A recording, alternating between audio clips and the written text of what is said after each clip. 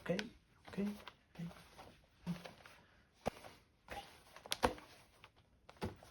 Para hoy, el Wild Horse 7 de Nike. ¡Vámonos!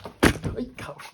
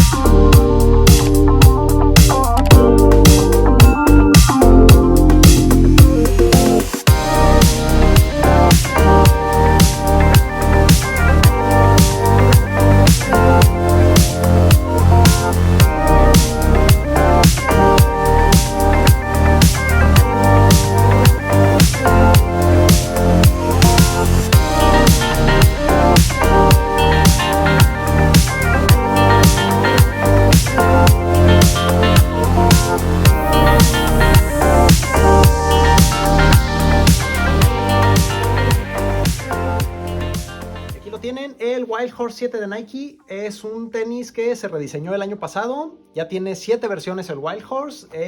El cambio radical vino a partir de la versión del año pasado, del 6. Lo cambiaron de ser un tenis híbrido que era entre calle y trail a un tenis ya meramente de trail. Vean nada más esos gajos que tiene, el diseño, todos los colores. Y bueno, para empezar vamos con la suela. Es exactamente la misma suela que vimos el año pasado. Son tacos bastante altos de 4 o 5 milímetros. No son gajos tan agresivos. Sí vienen direccionales, pero no tanto como lo que vimos en los Kiger 7 de la semana pasada. Viene la suela completamente recubierta con este compuesto que es muy duradero, muy abrasivo. Entre cada gajo tenemos esta textura que tiene bastante agarre. Y es una suela muy versátil. La podemos usar en distintos tipos de terrenos. Vámonos a la media suela. Es la misma media suela del año pasado.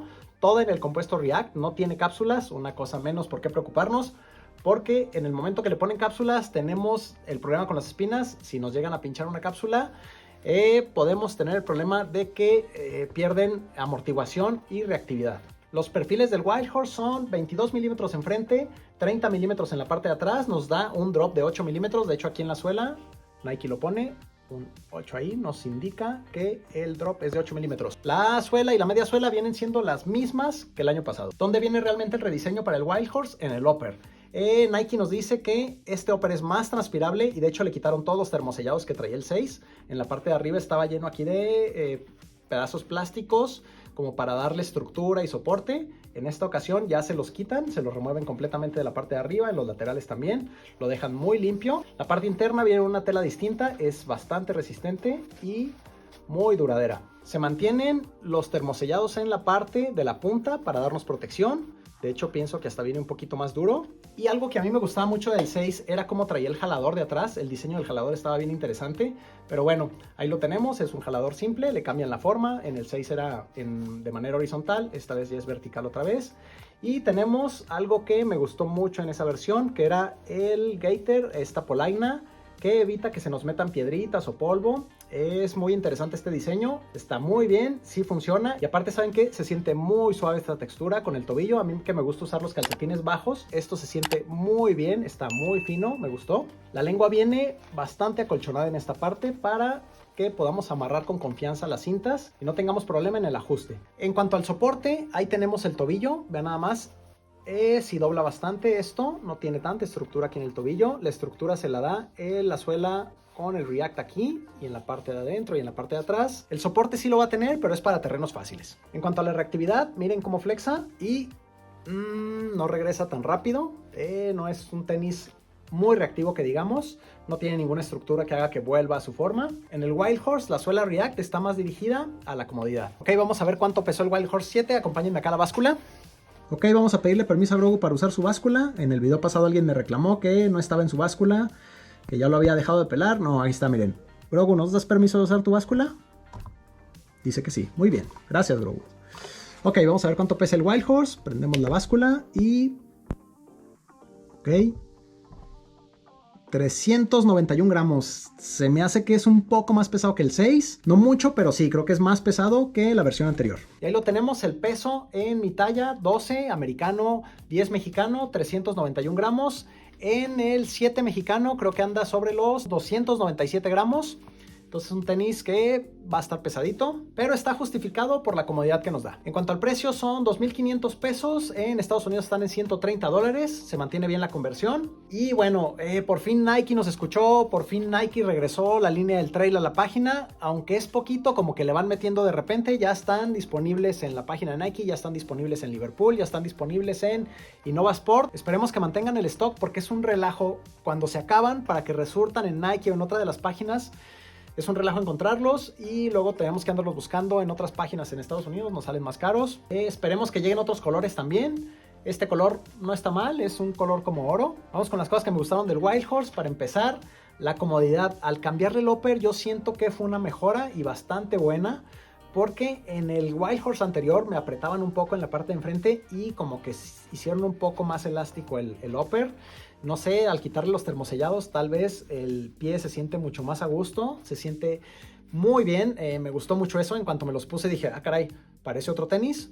Ya que empecé a correr, recordé la suela y es exactamente el mismo tenis, pero sí hay una mejora muy buena en cuanto a la parte del upper. A la hora de que amarré fuerte me sentí muy seguro. Otra cosa que me gusta es la comodidad de la suela React. La verdad es que si ustedes han usado tenis Hoka, es algo muy parecido. Se siente muy a gusto, muy acolchonado. Y la última cosa que me gusta es que mantiene la esencia del Wild Horse anterior, ¿no? No hicieron cambios muy radicales. Es un tenis que como que les funcionó como estaba y lo mantienen y solo lo mejoran en el upper. Algo que me encanta del Wild Horse son los gajos, cómo se agarran. No he tenido oportunidad de usarlos en lodo, pero por ahí leí que esta suela es especial para terrenos con lodo. Al parecer no se les pega tan fácil y en teoría no se les va acumulando el barro. Habrá que probarlos en lodo para ver qué tal funcionan también. Y hasta ahí las cosas que me gustaron. Ahí les van las que no me gustaron. Para empezar, es muy inestable en terrenos técnicos. No me sentí a gusto, no me sentí seguro, sobre todo por esta parte de aquí. No tiene esa estructura que se requiere en los tenis. No sé si es por los gajos estos que tiene de este lado, que a la hora de que pisas una piedra se siente como que se va torciendo el tobillo. Esa es una cosa que no me gusta.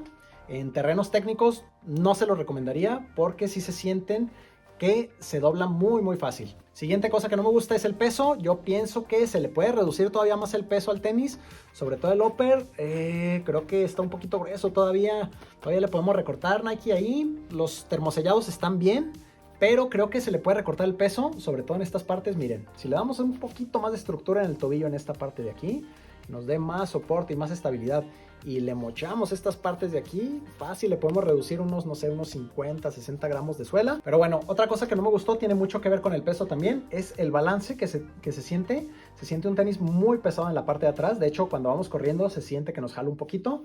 Esa es otra cosa que no me gustó.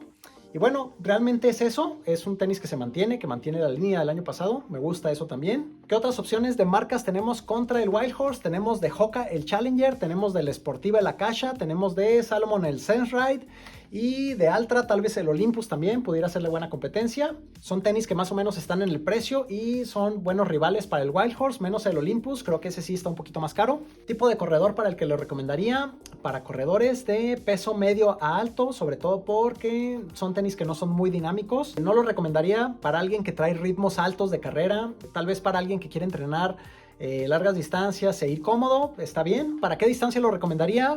Para cualquier distancia. Es un tenis que nos puede servir desde un 10K hasta un 50, hasta un Ultra. Es un tenis muy cómodo que nos va a dar mucho soporte. Ahora sí que depende mucho de los ritmos que manejemos. Si quieres ir a un ritmo cómodo, te recomiendo el Wild Horse. Si tienes una competencia y quieres ir rápido con una distancia no tan larga, te recomendaría más bien el Kiger 7 que acabo de reseñar la semana pasada. Tipo de terrenos para los que lo recomendaría es para terreno no técnico, para senderos sencillos, para terrenos blandos también. Como les digo, tal vez hay que probarlos en lodo para ver qué tal funcionan. Se recomiendan en lodo. Y pues en conclusiones, me gustó. Es un tenis que mantiene la línea. Eso me encanta, que los tenis se mantengan y los mejoren. Espero ya ver el Pegasus Trail 3. Por ahí había algunas imágenes. Se ve bueno. Banda, no lo olviden, ya están a la venta. Métanse allá a las páginas si es que les interesa. También el Pegasus Trail 2 ya volvió a la venta. El Kiger también ya está. Y ya están sacando la línea de ropa de este año. Miren nada más la gorra, qué chula. Próximamente les traeré la comparativa entre el Wild Horse 7 y el Wild Horse 6 también. Y hasta ahí mi reseña de los Wild Horse 7. Espero que les haya gustado. No olviden, suscríbanse al canal. Si les gustó lo que vieron, compártanlo. Activen la campanita y nos vemos la que sigue.